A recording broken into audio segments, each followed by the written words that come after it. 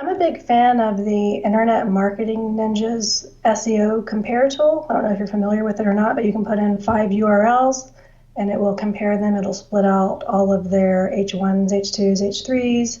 It'll give you keyword densities. It gives you all kinds of data like that. And that's good for a quick snapshot of, oh, I see that these three sites are covering X topic and I'm not covering that. And so that kind of helps you speed up kind of your analysis. Okay. From the link building standpoint, I suspect you'll probably say you'll do some HARO, maybe outsource a couple things. Mhm. Is that pretty much your approach for link building these days? It is, but if I have an existing site that I want to improve, what I'm going to do first actually is run an Ahrefs report for my competitors to see if there's any links that they have that I don't that I can also get. I'm also a big fan of creating big informational posts with lots of data that at least one of your competitors has, and then reaching out to them and saying, "Oh, hey, I see you're linking to them, but we have more data, and then we're more recently updated. So maybe you should try out our thing for your audience instead." And that actually works surprisingly well. Of course, you kind of get into a thing where if the other person does that back to you, you're just going back and forth. But for now, it's working pretty well. How do you assess the links that you think you could get? Like if it's something like Reader's Digest or something, then I know I'm not going to get it.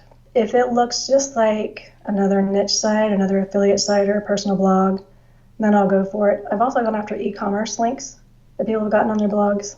So Okay. And any specific approach? Just keep it short and sweet, or yeah, do you yeah. have? Okay.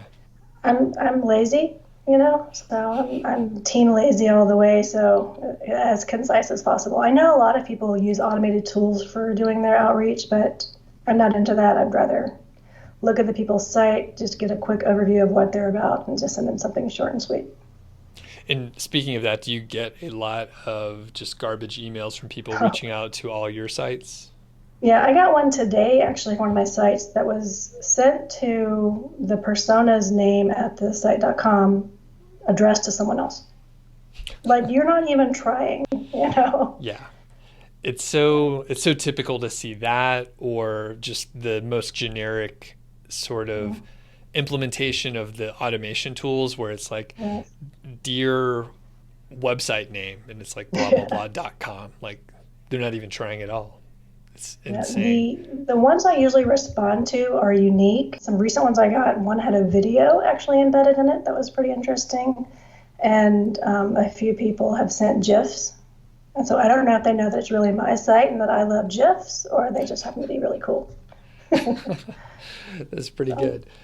So let's move on to some of your favorite like tools and themes and just stuff that you use. You've mentioned a ton. You use a lot of tools, some that I didn't even know existed or just heard in passing. So do you want to hit some of your favorite, say like keyword research, SEO tools and stuff like that? I'm a big fan of kwfinder.com.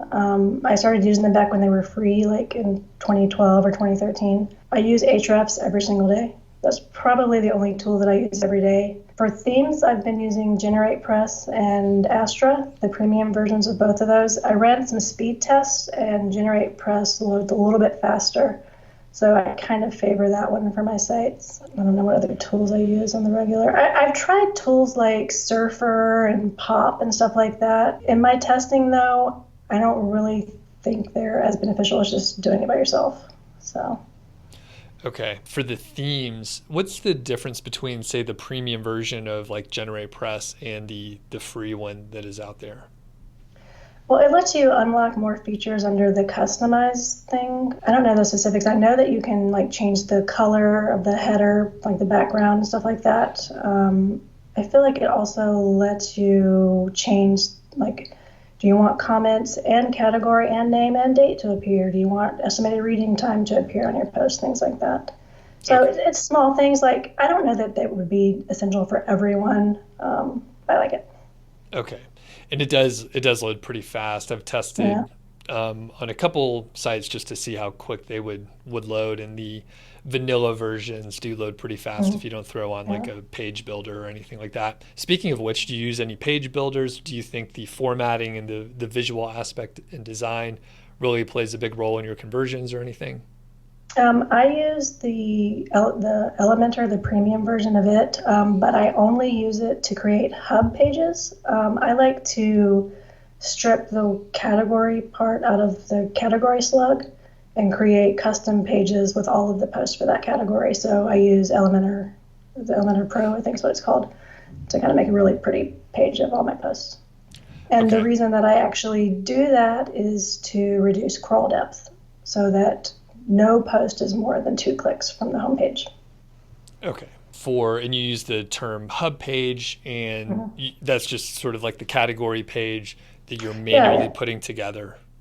yeah. Like normally, like the default is, if you had a category of say video games, it would be backslash category backslash video dash games. And it would be kind of like an ugly blog listing. And so what I do is I use SEO Press plugin to strip the word category out. So it would just be domain slash video dash games, and it would just be a really nice looking thing of every video games post. Perfect. Do you use the same layout? I know you use generally the same themes for your different sites, but do you try and like customize them for variety, or do you just do this sort of the same implementation every time? I actually try to do something different on every site because I don't know if you get this, but I have people emailing me, is this your site? And so I want to make it as hard as possible for people to find my sites. So. That's a good idea. Good. Yeah. Yeah. For WordPress plugins, do you have any sort of favorites, or even ones that actually you don't like that a lot of people do use? I have more of those than I have favorite plugins. But yeah, what do you think of plugins? I use more plugins than I would like to use. I think most of my sites have around 17 to 20 because, when you do the pro version of GeneratePress, it's a plugin. You do the pro version of Elementor, it's another plugin. The plugins that I pay for, though, are AAWP for Amazon tables, WP Rocket for fast loading site, Imagify, I think is what it's called. It's made by WP Rocket, and it optimizes your images, and WordFence. So that's what I pay for. Gotcha. Then you have a couple others in there. Do you use a dedicated SEO plugin? And if so, which one? I use SEO Press. I've tried Rank Math and Yoast, and I prefer SEO Press. Okay. I'm not a huge fan of Yoast anymore. I think it's a little bloated, and I'm Uh, doing KGR content. Often that confuses mhm. uh, newer SEO types because they keyword stuff. So with Rank Math, I've heard good things. Were there any certain things that you didn't like, or why weren't you a fan of Rank Math as much? I just didn't find it as user friendly. So for me, SEO Press, it was quick and simple, and I'm lazy. Yeah. So I want something that's easy Yeah. and ready to go. Yeah. Okay. And you say you're lazy, but it sounds like you're doing a lot. So I don't know. It's Well, I mean, debatable. yeah, but. Yeah.